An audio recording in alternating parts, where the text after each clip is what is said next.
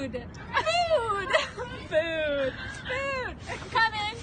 As are the rest of us. Food. We need it. We want it. We come together over it so that at the end of the day, we can all survive and thrive.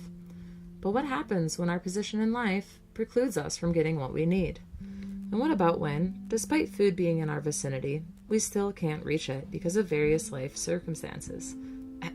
Like being tied to a tree. I'm so sorry, Bam Bam. FoodShare is a nonprofit organization that aims to address the issues of food access and inequity throughout the GTA.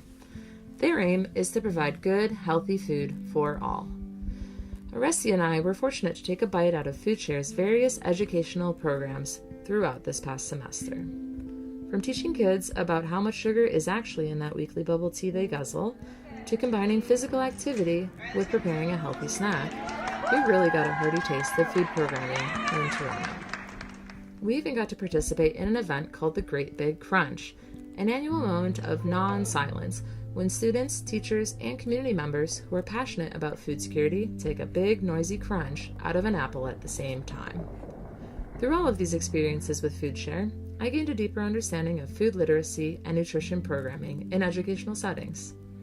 I was made more aware of the various ways to reach students via food programming, and also was confronted with some of the obstacles that may arise while undertaking this work, such as ensuring student safety, trying to make resources such as the Canadian Food Guide relevant to students' lives, and of course, sticky fingers. Read between the lines, teacher folks. Extra cleanup and prep time come with this tasty work. In the middle of this semester, Aresti and I both took a break from the city grind to have an experience of a different kind. Yeah, that rhymed.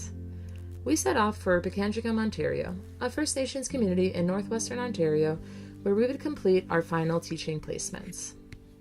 Pikangikum, like many remote northern communities, is notorious for experiencing various issues in regards to food access, equity, and education.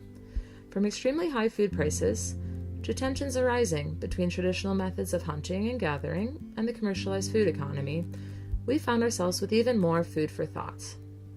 While working with the school's co-op program, I learned valuable lessons on cooking for the northern masses. Lesson 1, the value of having ingredients in bulk formats. Lesson 2, the reality that it's always better to cook more rather than less. Lesson 3, sometimes the best way to cool down 10 pounds of pasta is just Mother Nature herself. Shout out negative 20-degree temps. I found myself confronted with more questions through my time working with food up north, like what about sustainability? And what is the relation between food production and food waste? And do we feed the northern dogs our scraps or not? My finding after all of these experiences is that there is no singular conclusion to this story. There is no one end, except for do try ice fishing and cooking with students over a fire. Food, regardless of place, can be both a uniting and dividing part of life. As such, food education is also a multifaceted entity. We cannot fix the problems of all with the solutions of one. Rather, perhaps our answers lie in the questions themselves. Perhaps the solution is more of a resolution. To educate about food means to educate on people, place, and culture.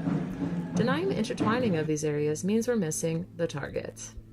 The clearest answer I can leave you with, dear food-fueled educators, is remember that diversity is the spice of life, and food itself can be the spice of your teaching.